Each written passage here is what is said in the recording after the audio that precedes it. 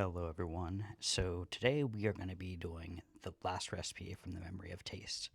Go visit Chef Tu's restaurant, by the way. Alright, so we're going to have a little bit of fun today, and by a little bit of fun, I mean we are going to crack open some fresh coconuts. Let's get to cracking these bad boys open. Listen.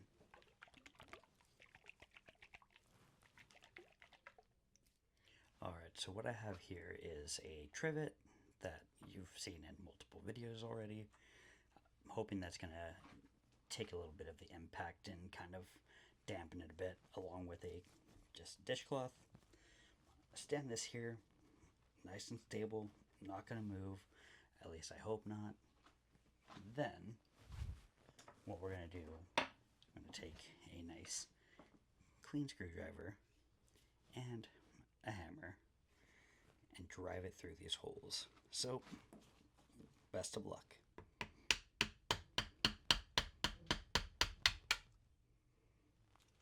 Not bad. Easy enough. There's one. Again.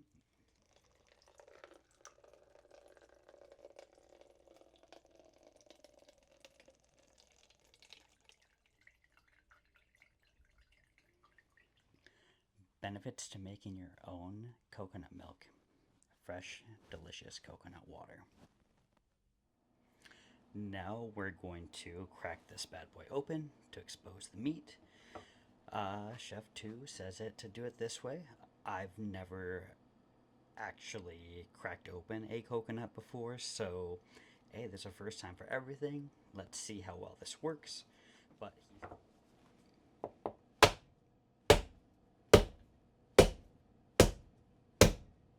oh, there's some cracking. All right. So that looks good. Do one more crack.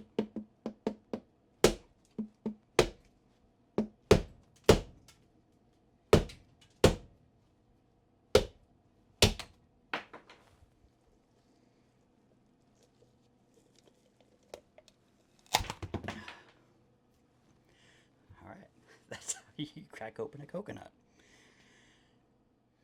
After you rinse it out, nice and clean, beautifully like cream colored. Now that we've exposed the meat for the coconuts, we're going to take 2 cups of water, filtered, and bring it up to a boil. Alright, so there are the right tools to use for shredding coconut, and then there's, I guess, the wrong ones. This is actually a citrus zester.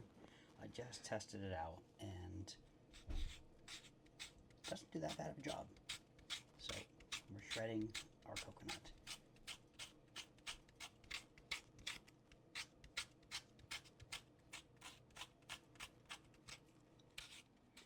Alright, so off camera what I did was I used the tool.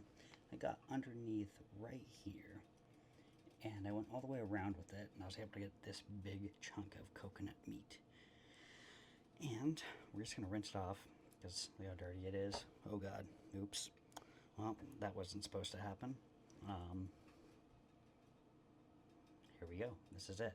Just going to clean it off and do it with the rest of the coconut meat. So, what I ended up doing is I got all the meat out, and I used a peeler to peel all the back off to have nice, kind of clean meat. Skip this piece, but I mean, honestly, you probably just use a peeler for this from here, but let's give this a go. Now that we have all the coconut meat shredded or cut, I ended up just using my knife and cutting it as thin as I possibly could.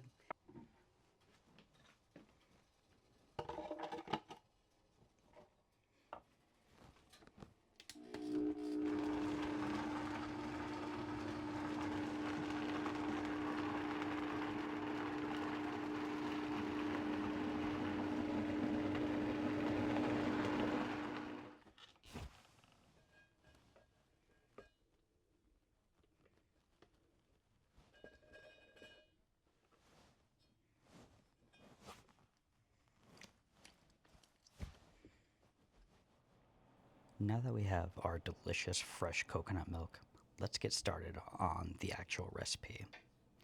Preheat your oven to 350 degrees and slice your bananas and toss them with 1 tablespoon of sugar in a small bowl, then set aside.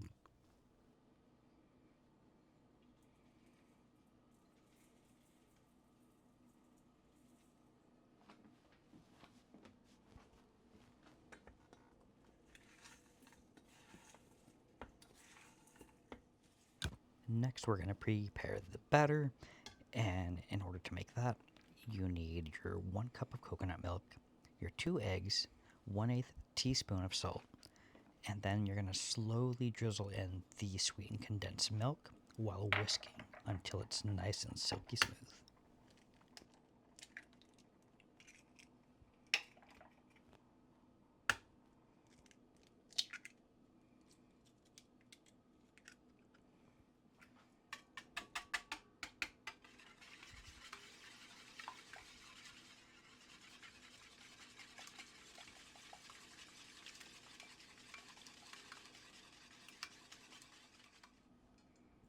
The next step is to soak your croissants. You could tear them. I cut mine into kind of a medium-sized dice, but go ahead and pour your batter over. And from there, you are going to make sure that you mix it really well. Then you're going to refrigerate this for about 30 minutes. If you want a softer texture for your banana bread, you could soak it overnight. But I opted to just do this for 30 minutes because it sounded way too delicious to even wait an extra day to do this. After the 30 minutes had passed, I greased my cake pan. I mean, not necessarily a cake pan, but it's a pie pan. It's what I had, so I used that instead. But you're going to grease it with some butter and dust it with 1 tablespoon of sugar. I opted not to do the sugar just because of the sheer amount of sugar that's already in this. And I do have a sweet tooth, but it's not that sweet.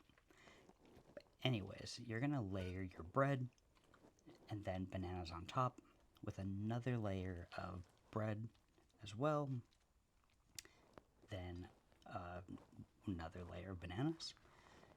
You're going to end up finishing it off with 1 extra layer of your bread, or croissants, is what I should have been saying, and then top it with the rest of your bananas. By the time you're done layering, your oven will be completely preheated, and you're going to bake this for 1 hour, making sure to rotate every 20 minutes until it's nice and caramelized. Then a skewer inserted into the center comes out clean. While your bread is baking, make this delicious coconut syrup, coconut topping, and all you do is just mix in sugar and coconut milk and a little bit of salt. Over low heat, and slowly reduce it until it's about 155 degrees Fahrenheit, and then remove it from the heat. Once your banana bread is done baking, you're going to sprinkle the top with more sugar and turn your broiler on, because we're going to get this even more caramelized on the top. And the sugar is going to give it a nice crispy, crunchy texture as well as that delicious sweetness. Be sure to keep an eye on the broiler when you're making the top nice and crispy. You don't want to extremely burn it, but you want nice little pockets of caramelization and just really extra toasty spots. You want this to cool just enough so you could run a knife around the edge of your cake pan, or pie pan in my case. Then invert it onto a plate, and then get 1 more plate, put it on top, and invert that 1 more time. You should let this cool just a little bit, but I just have no chill when it comes to desserts like this. Everything smelled so amazing in the house that I couldn't help myself, and I had to eat it within like 15 minutes of it coming out of the oven. Top it with this delicious coconut topping and some sesame seeds. It's fantastic. So good. Highly recommend that you make this. Chef Tu, I hope this makes both you and your mom proud. It was amazing. What I love most about this dish is the story behind it. Chef Tu's mother, like many home cooks, found a way to make every ingredient count. Using leftover Costco croissants might sound unconventional, but it's an ingenious way to create something new from something old. This reflects a larger theme in Vietnamese cuisine. Nothing's wasted. Every meal is an opportunity to nourish and connect. I hope you all enjoyed this episode, and I cannot wait to start making more recipes from the next cookbook. If you're a fan of the recipes with heart history, make sure that you definitely check out The Memory of Taste. It's more than just a cookbook, it's a journey through flavors, culture, and the stories that shape us. Let me know in the comments below what dish reminds you most of home. And if you enjoyed this video, don't forget to like, subscribe, hit that bell for more culinary deep dives into cookbooks.